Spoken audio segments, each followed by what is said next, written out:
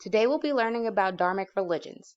At the end of today's lesson, you should be able to describe the basic tenets of Hinduism and Buddhism and compare and contrast the two religions. First, we're going to learn about Hinduism.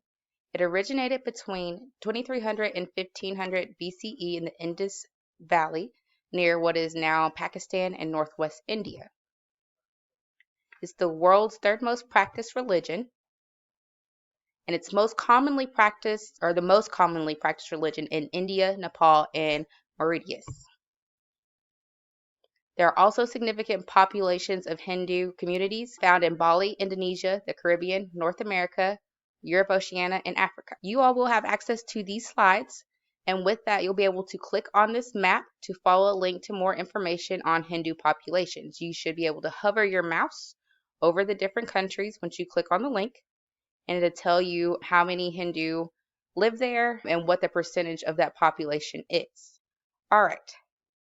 So the first thing we're going to learn about is the Brahman. So the Brahman is the supreme and eternal essence of spirit of the universe. The Brahman creates the Trinity in Hinduism, and the Trinity is made up of three Hindu gods. The first one is Brahma, he is the creator. The second is Vishnu, the preserver, and the third is Shiva, the destroyer. Also note on your guided notes that this is the symbol of Hinduism on the right. It represents the Trinity, and it's called the Om. You can see that's bolded and underlined. So it's a symbol of Hinduism and the representation of the Trinity. All right, so more on Brahma. He's the first god, the creator, that makes up the Holy Trinity in Hinduism. He created the universe. He has 4 heads and 4 hands. He holds the Vedas, which we'll get into what that is in just a little bit. Remember that word, Vedas. He's transported on a swan, so he rides a swan around.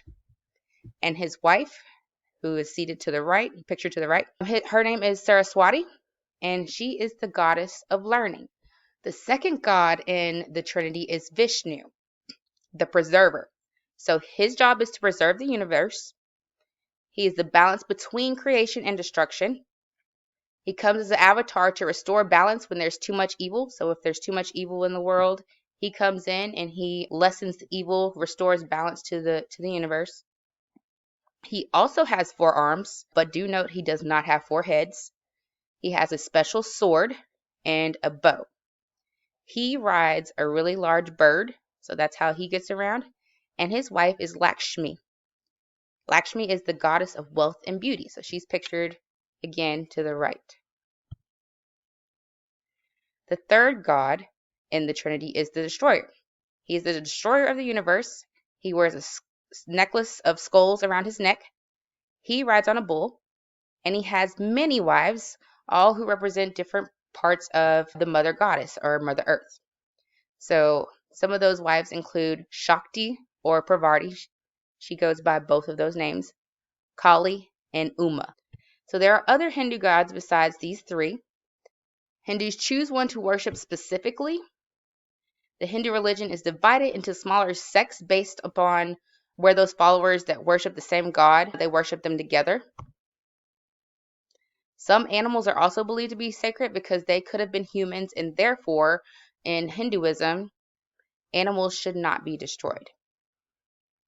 So sacred texts of Hinduism include the Vedas. If you remember back to when we were talking about Brahma, he held the Vedas, so he's holding the sacred text. The Vedas are made up of 4 different parts: Rig Veda, Yara Veda, Sama Veda, and Atharva Veda. And then another sacred text in Hinduism is the Bhagavad Gita and the Ramayana. So places of worship in Hinduism include temples and people's personal homes. So in their personal homes, families that choose a deity, and they will pray to that god. If you didn't know, deity is another word for God. They'll pray to that god in their home daily. They also do things like lay out food for them to eat. In Hinduism, worshiping statues is believed to be the same as worshiping the actual god.